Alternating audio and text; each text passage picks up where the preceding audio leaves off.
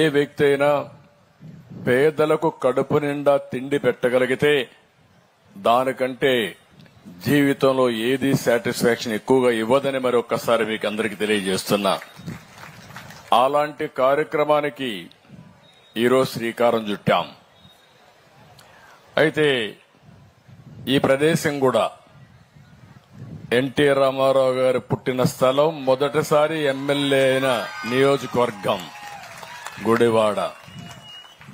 Telugu Desam party ఎప్పుడూ గుడివాడకు రుణపడి ఉంటుంది, దాంట్లో అనుమానమే లేదు. ఫౌండర్ మెంబర్ యొక్క నియోజకవర్గం ఈ కాన్స్టిట్యున్సీ. అలాంటి నియోజకవర్గంలో ఈరోజు అన్నా క్యాంటీన్ పునఃప్రారంభించే దుర్మార్గమైన కార్యక్రమాల వల్ల మళ్లీ దాన్ని మనం అధికారం రాకపోయి ఉంటే పెట్టేవాళ్ళం కాదేమో గాని ఈరోజు మళ్లీ ప్రారంభించాం. ఈ గుడివాడలో 3 క్యాంటీన్లు పెట్టాలనుకున్నాం, ఇప్పుడు 2 రెడీ అయినాయి. తొందరలో అది కూడా ప్రారంభిస్తాం.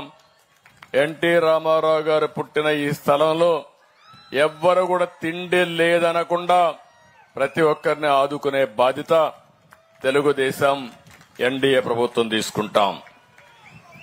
అయితే 4వ సారి నేను ముఖ్యమంత్రి, ఎన్నో కార్యక్రమాలు చేశాను. ఆ కార్యక్రమాలన్నింటికంటే కూడా ఇలాంటి మంచి కార్యక్రమానికి శ్రీకారం చుట్టిన దానికి నా మనసుకు ఎంతో సంతోషంగా ఉంది.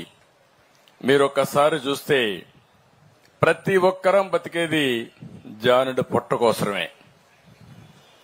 తర్వాత అవసరాలు వస్తాయి, ఆ తర్వాత లగ్జరీస్ వస్తాయి. తిండి అనేది ప్రతి ఒక్కరికి కడుపు నిండా తిండి తినాలని ఆశిస్తాం. ఇంకా అరాకొరా కడుపు నిండా తినే పరిస్థితి వచ్చిందంటే చాలా బాధేస్తుంది. అయితే ఓసారి చరిత్ర కూడా, డొక్కా సీతమ్మ నిన్నుంటారు మీరు, ఈస్ట్ గోదావరిలో గన్నవరంలో ఉండేది. ఆ రోజుల్లో ఎవరైతే గోదావరి దాటి వస్తే ఎన్నో ఇబ్బందులున్నాయని వంట చేసి వచ్చిన వాళ్ళందరికీ తిండి పెట్టేది. అందుకే ఇప్పటికి కూడా డొక్కా సీతమ్మ అంటే అన్నదానం చేయడంలో మేటైన మహిళగా చరిత్రలో మిగిలిపోయింది, శాశ్వతంగా గుర్తుపెట్టుకుంటున్నాం. అదే సమయంలో నందమూరి తారక రామారావు గారు మొట్టమొదటిసారిగా ముఖ్యమంత్రి అయినప్పుడు తిరుపతికి వచ్చి అన్నదానానికి శ్రీకారం చుట్టాడు, ట్రస్ట్ కూడా పెట్టాడు. ఈ రోజు ఎంతో మంది భక్తులు వచ్చారు, ఉండిలో డబ్బులు వేస్తారు, అన్నదాన ట్రస్ట్ కు నిధులు ఇస్తారు. దీనివల్ల ₹1 టీటీడీ నిధులు పెట్టకుండా వచ్చే డబ్బులతోనే 1,00,000 మందికి అన్నం పెడుతున్నారంటే అది ఆ మహానాయకుడు చూపించిన స్ఫూర్తి. ఇవన్నీ కూడా మనం చూసినప్పుడు ఈరోజు మనందరం గుర్తుపెట్టుకోవాల్సిన అవసరం ఉంది. 2018లో నేను ప్రారంభించాను. ఆ రోజు నేను ఒకటే ఆలోచించాను, అన్నం అనేది అందరికి అవసరం. ఇప్పుడే వివిధ రకాలుగా మనుషులతో లోపల కూడా మాట్లాడాను. ఒక ఆటో డ్రైవర్, ఒక పుష్ కార్ట్ తోలుకునే వ్యక్తి, ఒక బట్టలు అమ్ముకోవడానికి ఊరూరు తిరిగే వ్యక్తి, లేకపోతే చెప్పులు కుట్టుకునే వ్యక్తి, రోడ్డు మీద చెప్పులు కుట్టుకుంటూ బ్రతికే వ్యక్తి, లేకపోతే ఎక్కడనో షాపుల్లో పనిచేసి అరాకొరా జీతంతో జీవితం సాగించే వ్యక్తులందరినీ కూడా నేను విన్నాను. ఇక్కడ కూడా మీరు చూశారు. అవన్నీ చూసిన తర్వాత వాళ్ళల్లో ఒక ఆనందం ఉంది. మేము సంపాదించే ₹300 లేకపోతే ₹200 ₹100 మధ్యాహ్నం అన్నానికి సరిపోతే కుటుంబాన్ని ఏ విధంగా పోషిస్తానని బాధపడే పరిస్థితి వచ్చింది. అందుకే ఈ రోజు మీరు చూస్తే పూటకు ₹5, ఉదయం ₹5, మధ్యాహ్నం ₹5, సాయంత్రం ₹5 అంటే ₹15తో 3 పూట్ల కడుపు నిండా తిండి పెట్టే పరిస్థితి వచ్చిందంటే అది ఈ ప్రభుత్వం యొక్క దూరదృష్టి అని చెప్పి కూడా నేను మీకు తెలియజేస్తున్నా. ఈ రోజు మనందరం గుర్తుపెట్టుకోవాల్సింది, ఆ రోజు 203 అన్నా క్యాంటీన్లు పెట్టాం. 1,41,000 మందికి రోజుకు తిండి పెట్టాం. 130 కోట్ల రూపాయలు ఖర్చు పెట్టాం. దగ్గర 4,60,00,000 మందికి అప్పటికే భోజనం పెట్టి ముందుకు తీసుకుపోతే ప్రభుత్వం అనేది మంచి కార్యక్రమాల్ని కొనసాగించేది ప్రభుత్వం.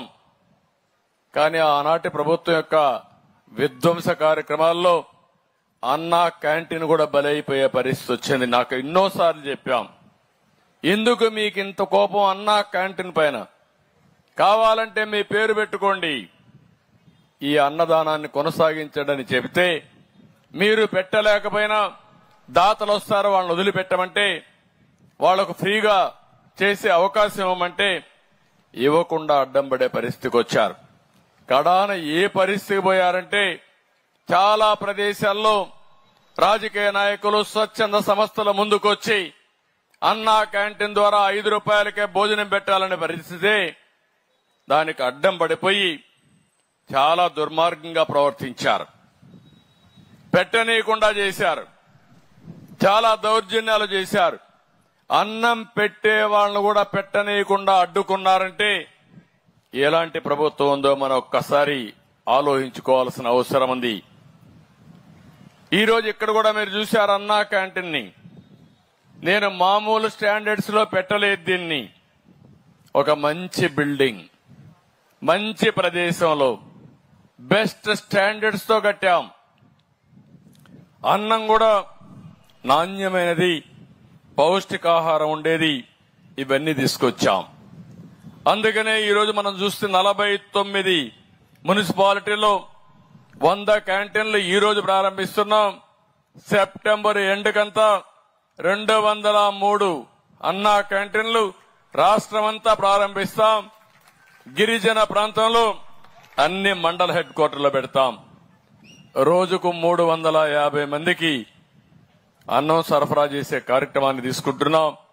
అవసరమైతే కొంతమంది ఇక్కడ రద్దీగా ఉంటే దాన్ని పెంచుకోవడానికి కూడా వెసులుబాటు ఉంటుందని చెప్పి కూడా నేను మీకు తెలియజేస్తున్నా. ఈ రోజు ఈ క్యాంటీన్లో మీరు చూస్తే ఒక రోజుకు 350 మందికి 26,250 రూపాయలు అవుతుంది. 100 క్యాంటీన్లకి 26 లక్షలు అవుతుంది. 203 క్యాంటీన్లు ప్రారంభిస్తే 53,28,000 రూపాయలు ఖర్చు అవుతుంది. సంవత్సరానికి 200 ఖర్చు అవుతుంది. నేను అడుగుతున్నా, ఈ 200 ఖర్చు అవుతుందనే ఉద్దేశంతో పేదవాళ్ల పొట్టగొట్టింది గత ప్రభుత్వం. అన్నా క్యాంటీన్ పెత్తందారి అని అడుగుతున్నా మిమ్మల్ని.